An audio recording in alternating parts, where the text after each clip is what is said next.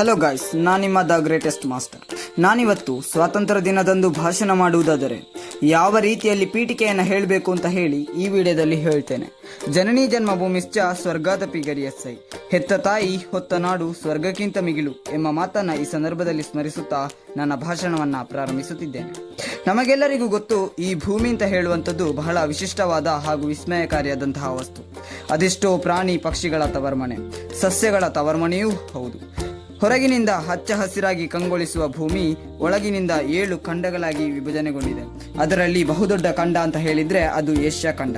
ಆ ಏಷ್ಯಾ ಖಂಡದಲ್ಲಿ ಬರುವಂತಹ ಒಂದು ಬಹಳ ಸುಂದರವಾದಂತಹ ದೇಶ ಅಂತ ಹೇಳಿದ್ರೆ ಅದು ನಮ್ಮ ಭಾರತ ದೇಶ. ಭಾರತ ನಮಗೆಲ್ಲರಿಗೂ ಗೊತ್ತು, ಭಾರತ ದೇಶ ಅಂತ ಹೇಳುವಂಥದ್ದು ಸಂಸ್ಕೃತಿಯಲ್ಲಿ ಗುರುತಿಸಿಕೊಂಡಿರುವಂತಹ ದೇಶ. ನಮ್ಮ ಸಂಸ್ಕೃತಿ ಬಹಳ ಅರ್ಥಪೂರ್ಣವಾದದ್ದು, ಹಾಗೆಯೇ ಅಮೂಲ್ಯವಾದದ್ದು. ನಮ್ಮ ಭಾರತ ದೇಶ ಸುಮಾರು ವರ್ಷಗಳ ಹಿಂದೆ ಬಹಳ ಶ್ರೀಮಂತವಾದಂತಹ ಹಾಗೂ ವಿಜೃಂಭಣೆಯಿಂದ ಕೂಡಿದಂತಹ ದೇಶವಾಗಿತ್ತು. ಅದೆಷ್ಟೋ ಸ್ಮಾರಕಗಳನ್ನು ನಾವು ಈಗ ಉದಾಹರಣೆಯಾಗಿ ನೋಡಬಹುದು. ಕೃಷ್ಣದೇವರಾಯನ ಕಾಲದಲ್ಲಿ ರಸ್ತೆಯ ಬದಿಯಲ್ಲಿ ಚಿನ್ನವನ್ನ ಮಾರ್ತಾ ಇದ್ರಂತ. ಅಷ್ಟು ಶ್ರೀಮಂತವಾದಂತಹ ದೇಶ ನಮ್ಮ ಭಾರತ ದೇಶವಾಗಿತ್ತು.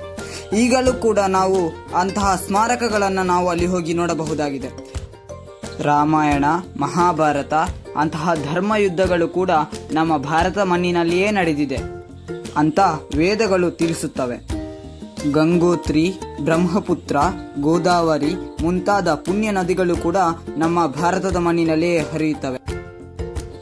ಅದೇ ರೀತಿ ಅತಿ ಹೆಚ್ಚು ಲಿಂಬೆಹಣ್ಣು ಮತ್ತು ಬಾಳೆಹಣ್ಣನ್ನು ಬೆಳೆಯುವಂತಹ ದೇಶ ನಮ್ಮ ಭಾರತ ದೇಶ.